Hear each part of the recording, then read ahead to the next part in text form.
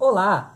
Seja bem-vindo ao sexto capítulo da nossa série de estudos chamada Intimidade, um relacionamento com Jesus Cristo. Durante a nossa série, nós já falamos sobre vários assuntos.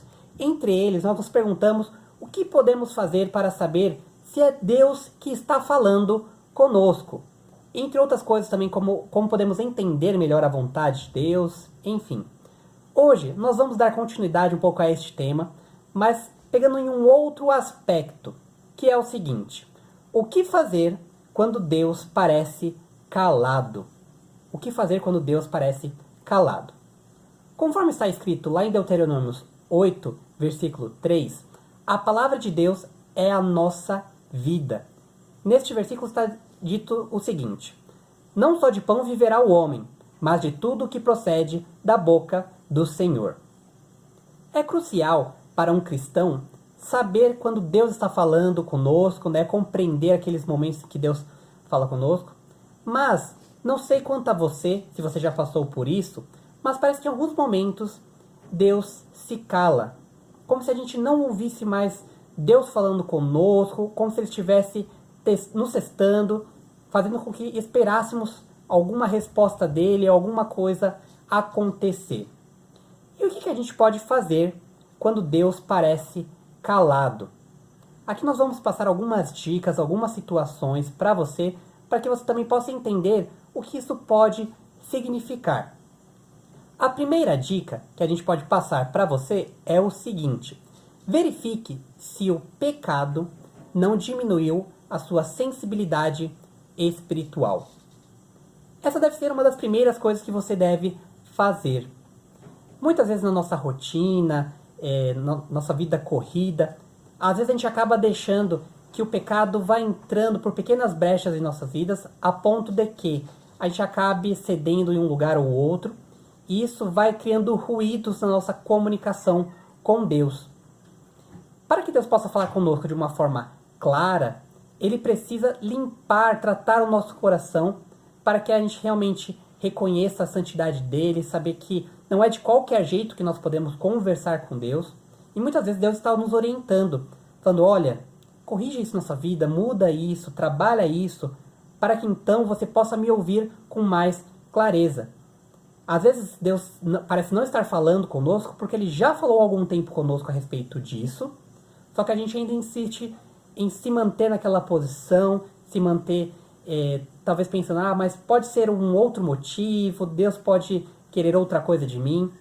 Mas se você sabe que Deus tem falado contigo a respeito de algum pecado em particular, ou até vários pecados, comece a tratá-los, se posicione em relação a isso, e você vai ver como que Deus vai começar a falar mais contigo. A segunda dica é algo que nós já estamos comentando há algum tempo neste estudo, que na verdade é a parte principal deste estudo, que é ter um relacionamento íntimo com Deus. Não sei se você conhece ou se você de repente é esse tipo de pessoa que reclama que não vê algum familiar, algum amigo faz muito tempo. Só que você não se organiza para ver esse familiar, para ver esse seu amigo. Você apenas reclama: poxa, faz tanto tempo que eu não o vejo, mas você não busca ligar, não busca tirar um dia ali de folga que bata com um dia que essa pessoa esteja lá para poder te atender, ou de repente que você precise viajar para conversar com essa pessoa. Você só reclama que não a vê, que sente falta dela, que sente falta dela conversar contigo. Às vezes nós nos comportamos da mesma forma com Deus. Reclamamos que Deus não está falando conosco, mas nós não nos achegamos a Ele, não nos organizamos para poder ir um dia conversar com Ele. E com Deus, o relacionamento não pode ser só de um dia, como muitos de nós fazemos, infelizmente, de achar que o único dia de conversar com Deus é no domingo ou num dia de culto. Nós devemos conversar com Deus todos os dias. Ele deve ser o nosso principal relacionamento. Então, mais uma vez queremos enfatizar este ponto muito importante, não só deste estudo, mas para as nossas vidas. Afinal, esse estudo está nos guiando para ter um relacionamento íntimo com Deus que irá nos ajudar na nossa vida como um todo. Então a segunda dica é: tenha um relacionamento íntimo com Deus. A terceira dica: certifique-se de que você separa tempo para ouvir Deus de verdade. Percebe como esses tópicos durante os estudos vão se repetindo? Porque toda a Bíblia ela está entrelaçada a respeito disso, de termos tempo para nos dedicarmos a Deus, termos esse tempo de intimidade, de busca com Ele.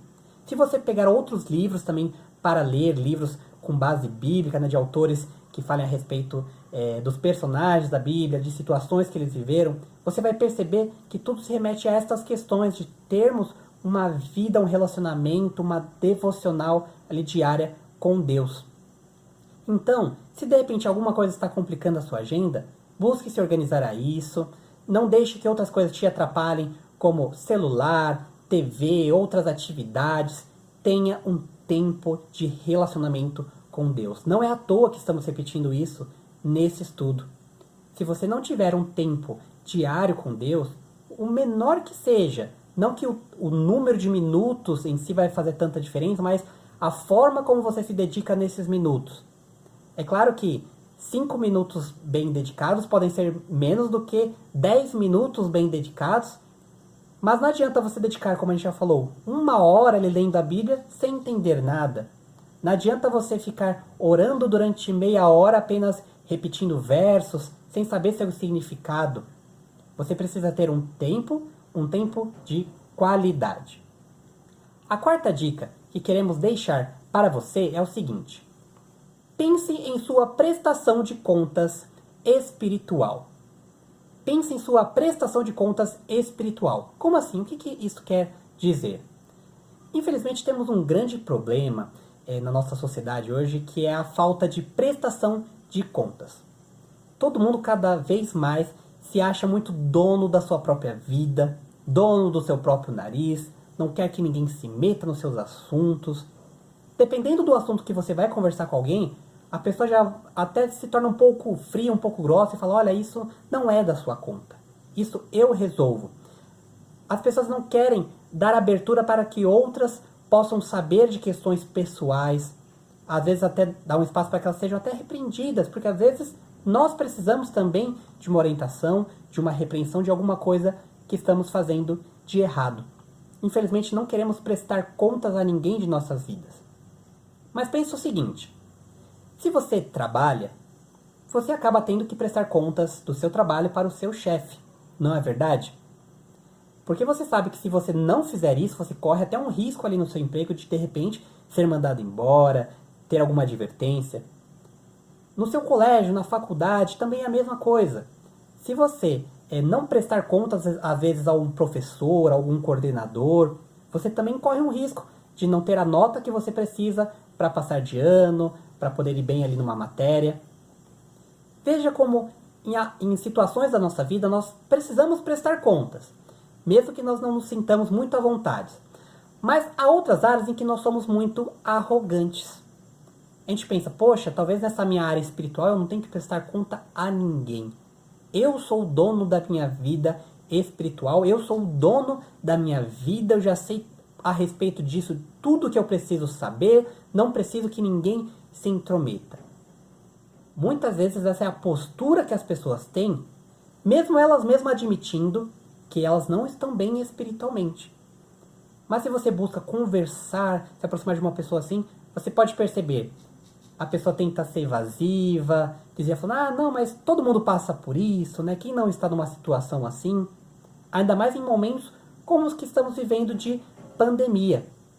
É muito importante que você tenha algum irmão em Cristo, sábio, que você possa conversar sobre determinados assuntos, para que você possa prestar detalhes da sua vida, prestar contas da sua vida. Às vezes você tem algum pecado em particular que você sofre muito disso, está lutando contra isso, mas tem aquela dificuldade. Tem alguém com quem você possa conversar para você falar: olha, eu estou tomando essas providências, buscando melhorar. Você não está fazendo isso prestando contas para aquela pessoa em si porque você deva algo a ela, mas sim porque você deve algo a Deus. E aquela pessoa vai te ajudar. Você está tendo uma postura humilde para poder reconhecer quais são as suas dificuldades, quais são os seus problemas, e assim você encontrar alguém que possa tratá-lo. É mais ou menos o seguinte: o primeiro passo para um alcoólatra se recuperar de seu vício é reconhecer que ele é alcoólatra. E depois disso ele precisa pedir ajuda para amigos, para familiares, porque se ele é um alcoólatra, ele vai ter aquela dificuldade de cada vez que passar na frente de um bar, tiver contato ali com alguém que esteja bebendo, ele vai sentir aquela vontade de ingerir álcool. Mas se os amigos estão cientes, a família está ciente, eles também vão ajudá-lo. Se um dia eles estiverem em algum local que eles sabem que é ali a bebida, eles já vão, opa, aqui não é lugar para você, vamos para outro lugar, eles vão te ajudar. E se você estiver passando por alguma dificuldade também, estiver um dia pensando, nossa, eu estou pensando em beber, você vai falar com aquele amigo, com aquele familiar, eles vêm e te ajudam. Então lembre-se, na sua vida espiritual você também precisa ter alguém com quem prestar contas.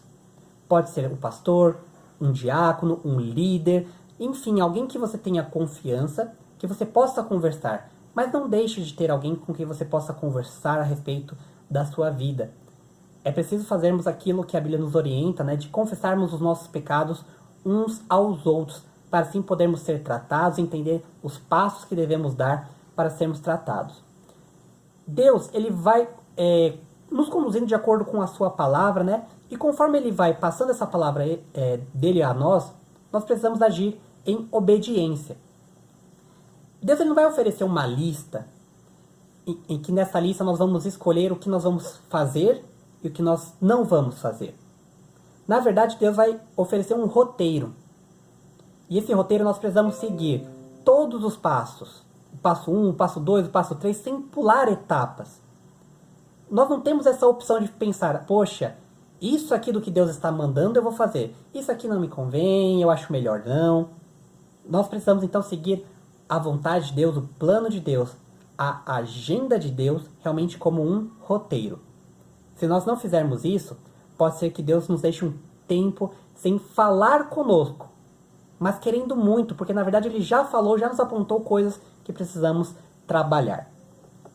O quinto ponto que eu queria deixar aqui de dica para vocês é o seguinte: você pode ainda não estar pronto para a palavra de Deus. Lá em João 16:12, Jesus diz a seus discípulos: tenho ainda muito que vos dizer, mas vós não podeis suportar agora. Durante aquele período que Jesus estava andando com seus discípulos, ele estava instruindo seus discípulos a respeito de muitas coisas que estavam acontecendo, outras que iriam acontecer. Mas, para algumas, os discípulos não estavam preparados. Eles ainda não conseguiam compreender a extensão da missão de Cristo e a extensão da própria missão deles após a morte e ressurreição de Cristo. Jesus precisou fazer ali por etapas, como se fosse com uma criança. Você não pode chegar em uma criança e começar a ensinar para ela física quântica, sendo que ela nem sabe direito matemática. Há uma etapa, há um passo a passo. E às vezes na vida espiritual também é assim. Nós às vezes muito queremos entender certas situações, certos contextos, só que Deus está falando, isso não é para você agora. Então se de repente você não está ouvindo Deus falar contigo a respeito de algum assunto, a respeito de algum tema, pense também, será que eu estou pronto para isso? Será que eu tenho a capacidade de ouvir, discernir isso para poder depois aplicar na minha vida? Ou então eu estou querendo algo realmente que eu não estou pronto? Isso pode ser prejudicial para a minha vida. Sexta e última dica. Examine a sua vida de oração.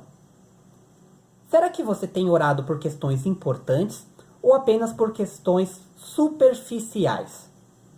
Como assim questões superficiais? Deus ele quer que a gente tenha o nosso tempo de oração, de relacionamento com Ele, de oração, né?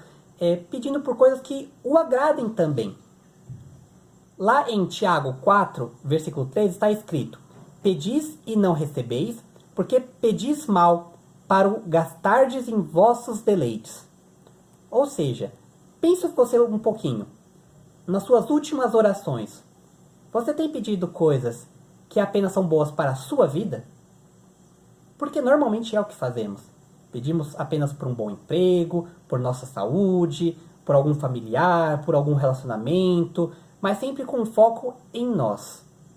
Não que seja errado você pedir alguma coisa para você, mas às vezes nós estamos se tornando tão egoístas que a gente só consegue chegar até Deus para pedir coisas para nós mesmos. E nem agradecemos a Ele depois quando conquistamos aquilo, quando Ele nos abençoa com aquilo que pedimos. Ao mesmo tempo, há familiares nossos, amigos, pessoas próximas, nações que estão sofrendo, precisando ali do poder do Senhor agindo na vida deles. E você às vezes passa tão batido por essas situações, porque você está preocupado apenas com a sua situação financeira, apenas com os seus relacionamentos, com uma pessoa que te ofendeu. Pense que Deus ele tem um plano inteiro trabalhando com o mundo inteiro. Até mesmo aquelas pessoas que não creem nele. Porque mesmo essas pessoas, ele consegue utilizar de alguma forma. É claro que quando nós somos servos dele, estamos dispostos a servi-lo, estamos ali à disposição dele, ele nos usa muito mais. Mas na Bíblia nós podemos ver que Deus usou até, por exemplo, Faraó a favor dele, para cumprir um propósito que ele tinha. Sendo que Faraó não era um servo de Deus, entre outras pessoas que podemos ver também. Se no plano de Deus todas as pessoas estão inclusas, você não acha que talvez seja muito egoísmo pensar apenas em você e em suas orações? Pense no contexto do plano de Deus, entenda o coração de Deus. Com que Deus se preocupa? Quais são os objetivos de Deus, não só com a sua vida, mas com a sua família, ali com a sua comunidade, sua igreja, sua cidade? Quais são os projetos que Deus está tocando ali perto de você e que às vezes você está tão inerte, tão parado? Pense um pouquinho a respeito disso. Você vai poder entender que Deus tem um plano, você está dentro deste plano e a sua oração também precisa estar dentro deste contexto. Por fim, como nós sempre fazemos, vamos deixar algumas perguntas para reflexão. Você vai poder consultar essas perguntas também no nosso materialzinho, aquele e-book que a gente sempre publica junto aqui com esse estudo. Então, leia essas perguntas, reflita e ao final também faça a leitura bíblica que nós colocamos como sugestão para fazer durante a semana. A primeira pergunta é a seguinte: quais pecados na sua vida poderiam estar impedindo você de ouvir a voz de Deus? Você pode ser a melhor pessoa para te dizer isso. Se você não sabe, também peça a Deus: Senhor, sonda o meu coração, me mostra aquilo que eu preciso ajustar. Tem coisas que são mais evidentes, tem coisas que você nem faz ideia de que você está pecando. Então peça para que Deus sonde seu coração. Aquilo que você já sabe, já vá tratando. Mas pode ser também que tenham outras coisas que Deus vai precisar trabalhar na sua vida. Segunda pergunta: qual foi a última coisa que Deus claramente lhe falou? E você obedeceu totalmente?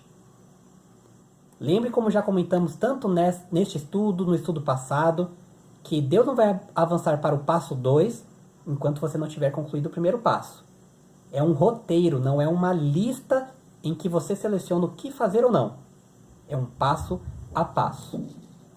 Terceira pergunta: você tem sido regular em passar um tempo tranquilo com Deus? Se não, como você poderia reajustar seus horários? Lembrando, já falamos sobre isso já várias vezes neste estudo.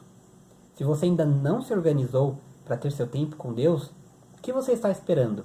Se você está fazendo este estudo e ainda não está tendo um tempo ali com Deus, só está ouvindo esta série, está na hora de não só ouvir, mas de ser ativo. Você ter seu tempo com Deus. Quarta pergunta: quais ruídos e distrações impedem você de ouvir a voz de Deus? O que você deveria fazer com relação a isso?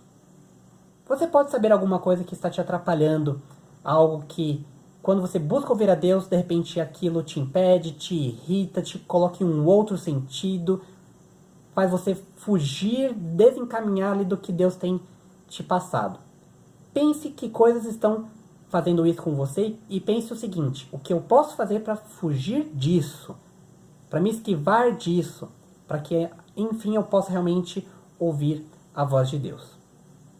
Bom, este é o nosso estudo de hoje. Espero que ele possa ter sido proveitoso na sua vida, para que você a cada dia tenha um relacionamento mais íntimo com Jesus Cristo, para que você possa ouvir Ele falando contigo. E mesmo nos momentos em que Ele te faça esperar um pouquinho, você possa entender e ir trabalhando também com essas dicas, mas que seja um período curto, porque Deus é o mais interessado em falar conosco.